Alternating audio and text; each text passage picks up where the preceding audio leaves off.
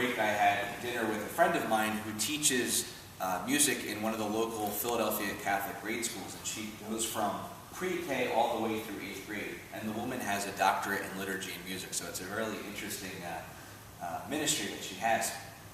She was relaying a story, she's a great storyteller, about being in a first grade classroom preparing for the Christmas concert. And she put the music aside and just asked the boys and girls, what is it that we are doing here? What is it that we're singing about? And they're like, well, we're singing about Santa and presents. And then another little kid says, ooh, pick me. Yes, what is it that we're singing about? Well, we're singing about Jesus.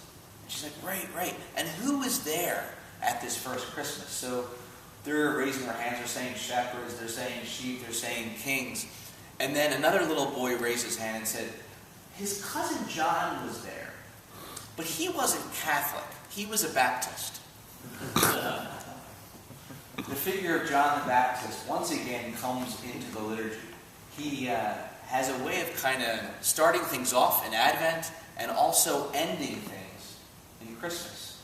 So something tells us that there's an importance about John the Baptist that we need to pay attention to. He seems to be a transitional figure. He prepares us for something new, something about to happen in the season that is coming after him, in the person that comes after him. So what is it that he can teach us as we make this transition from Christmas to ordinary time? We get him twice this week, and we get him today, and we get him tomorrow for the baptism of the Lord. What is it about this figure? Now, I'm not going to go into any of the Carmelite stuff, that he was the first Carmelite and all that stuff that was made up anyway. But what is it that he can actually tell us today? Well, I think it's that last line. He must increase, I must decrease. I wonder if John deep down had a little struggle within himself regarding humility. True humility and false humility. He had a lot of opportunities to put himself alongside Jesus. And a lot of opportunities in which people were paying attention to him. And yet each one of those moments, he was able to say, in more ways than one, he must increase, I must decrease. He was able to maybe fight with whatever was in with himself about, I'm talented, I'm good.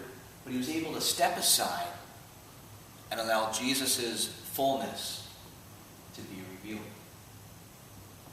John is an important figure for us called because oftentimes we have that challenge of increasing versus decreasing. We could easily in ministry and even maybe in community make it always about us and forget that we've been called to point to someone other than ourselves. And this isn't about having a false sense of humility.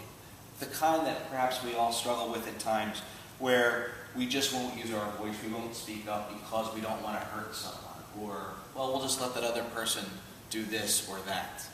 No, sometimes true humility is about being assertive enough to use our voices, but then also knowing when it is that we have to back off, back down, and decrease.